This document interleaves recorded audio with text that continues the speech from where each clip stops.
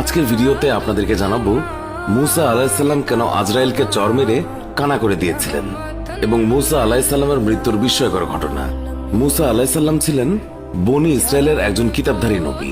তার জীবনে অনেক বিস্ময়কর ঘটনা ঘটে। মুসা আলাইহিসসালামের বয়স হয়েছিল অনেক, আর সে কারণেই তিনি ঈসা আলাইহিসসালামের উপর কিছু দায়িত্ব দিয়ে বিশ্রামের সিদ্ধান্ত নেয় এবং মনে মনে অতীতের কথা ভাবে। এমন সময় মালাকুল মউত এসে হাজির হয়। মুসা আলাইহিসসালাম আজরাইল ফেরেশতাকে দেখে জিজ্ঞাসা করলেন, আপনি কি আমার জান কবজ করতে এসেছেন? আজরাইল বললেন, হ্যাঁ, আল্লাহ হুকুম করেছে এবং আপনার সময় শেষ হয়ে এসেছে। হযরত মুসা তখন জিজ্ঞাসা করলেন, আপনি কি মুখ দিয়ে আমার জান বের করবেন? আজরাইল বললেন, হ্যাঁ।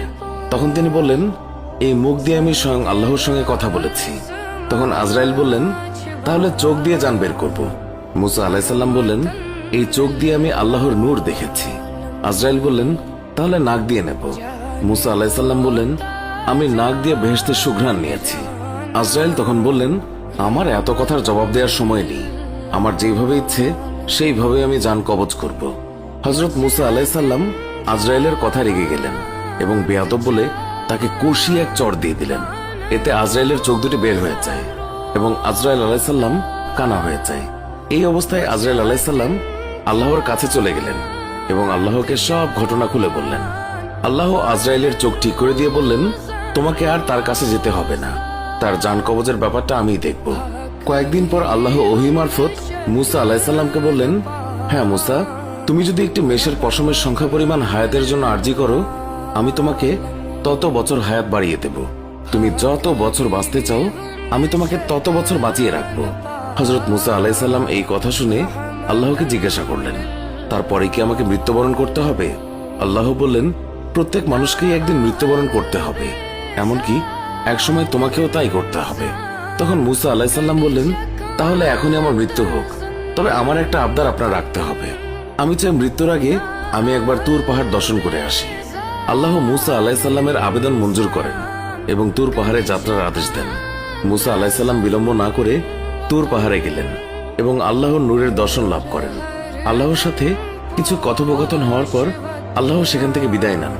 মুসা আলাইহিসসালাম তুর পাহাড় থেকে ফেরার পথে দেখলেন 7 জন লোক একটি কবর খনন করছেন। মুসা তখন জিজ্ঞাসা করলেন, এই নির্জন এলাকায় কার কবর খনন করছো?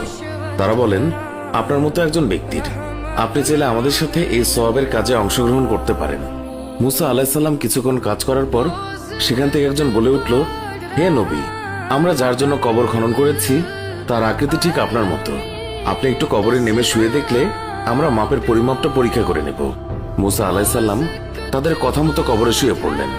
শুয়ে পড়ার পর মুসা আলাইহিসসালাম বললেন, হে খোদা, এরকম নিঝুম জায়গায় তুমি আমার জন্য কবুল করে নাও।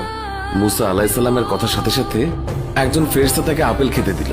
বিসমিল্লাহ বলে যখন আপেল খাওয়া শুরু করলেন তখন তার জান কবজ হয়ে গেল। তখন উপস্থিত ফেরেশতা মুসা আলাইহিসসালামকে কবর থেকে তুলে গোসল করিয়ে জানাজা করে কবর দিয়ে দিল।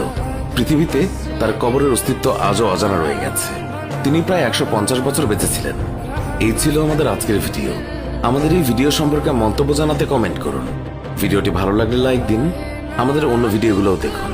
এখনকার মতো বিদায় নিচ্ছি, দেখা হবে নতুন কোনো ভিডিওতে। ভালো থাকবেন। ধন্যবাদ সবাইকে।